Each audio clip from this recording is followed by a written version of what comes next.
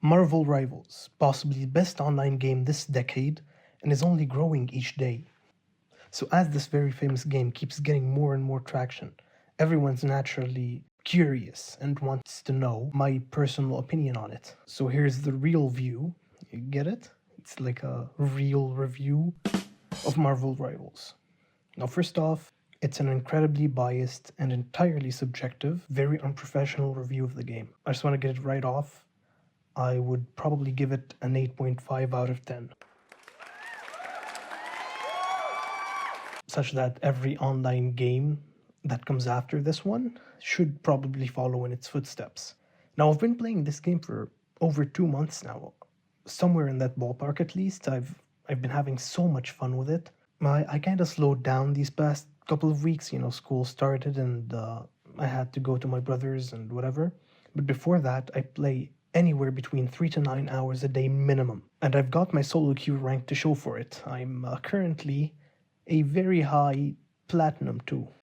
At first, when I just started playing, I saw Charlie, Moist Critical, playing it, and I thought it'd be cool to try it out since it's free and I've really got nothing to do and it's vacation time. My friends have their exams, so I might as well just try it out. And I was having a bit of fun. I didn't really enjoy it that much. I didn't get the hype.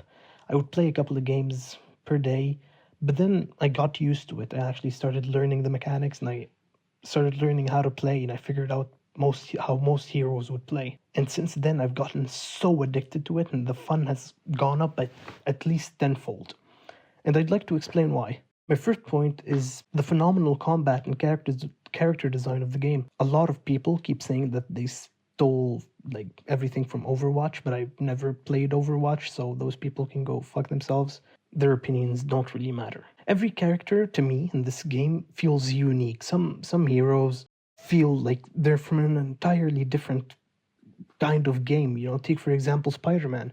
You swing around the entire map with incredibly hard controls and a very high skill ceiling that it kind of balances out his evasiveness and his incredible speed on the map. On the other hand, in the exact same class, you have Scarlet Witch, who has an auto aim attack. You can like look at a completely different place and just press your mouse and it would hit by itself. You can take Jeff, for example, who literally forces, like sometimes at least, their entire team to just group suicide. If you're good at the game, if you're bad at the game, if you've never played before, the beginner friendliness of the game is so good that I had one of my friends, she's never ever played games before. And this was her first ever game and she's had so much fun with it because of how beginner friendly some of the characters are. But if you're an avid gamer like myself, if you like to game a lot, you're a professional everyday gamer, you can play a lot of mechanically hard characters like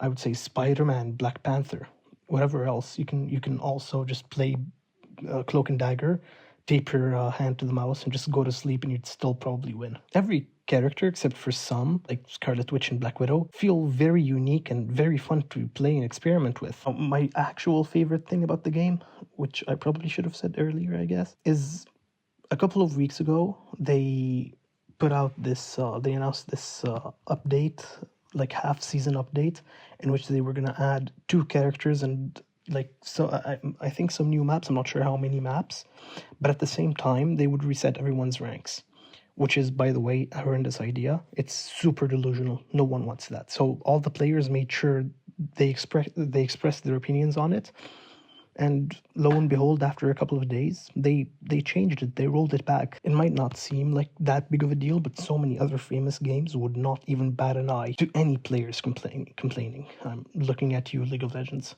The game also has great balance between most characters, which really drives up the competitiveness and sense of fairness between like the players, and each game feels it's either like they were the better team or you were the better team. I've not felt like they had better characters a lot of the time. There's obviously meta picks, but I'm not talking about like Eternal or Celestial Plus, like the highest ranks, but I'm talking anywhere up to Diamond or Grandmaster even. You can just main any character in the game and still reach that rank if you're good enough.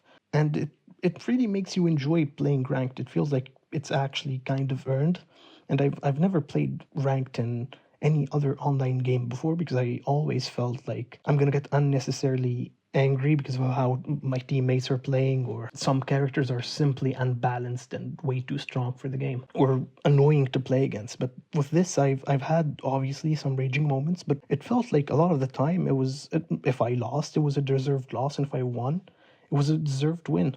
You have their battle pass rewards; they are very much worth it. It's unlike so many other online games. I'm looking again at League of Legends.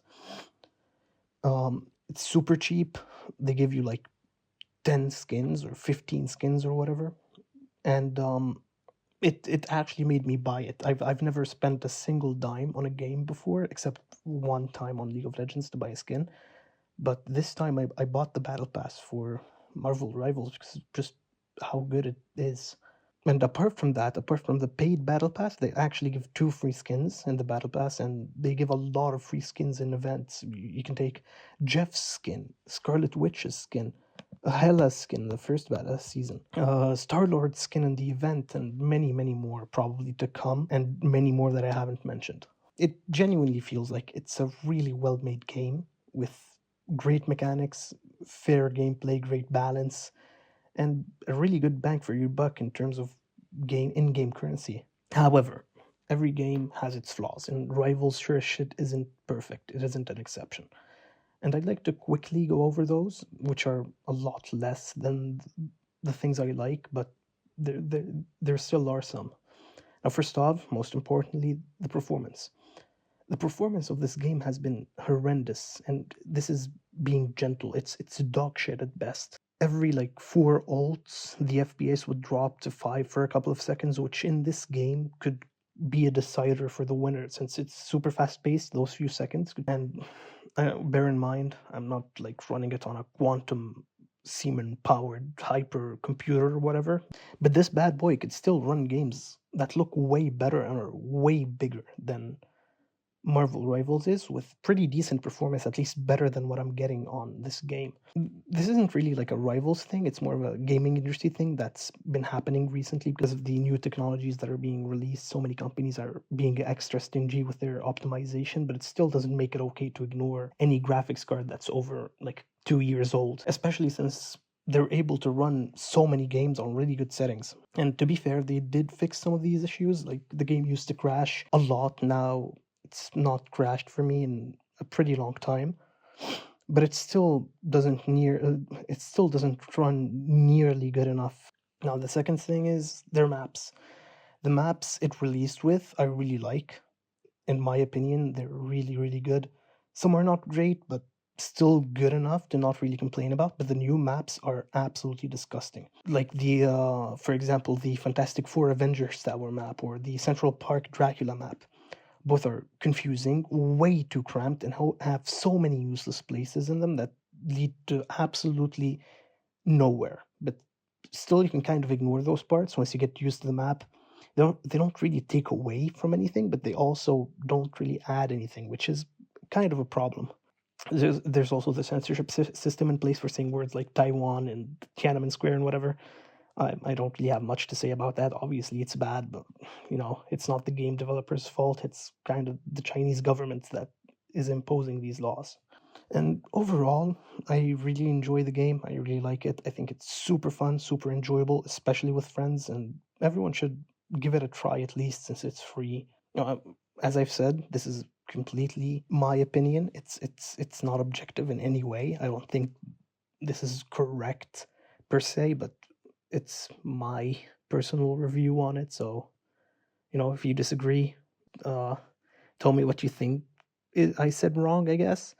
And be sure to, if you want, like or subscribe or anything would be appreciated. Thanks.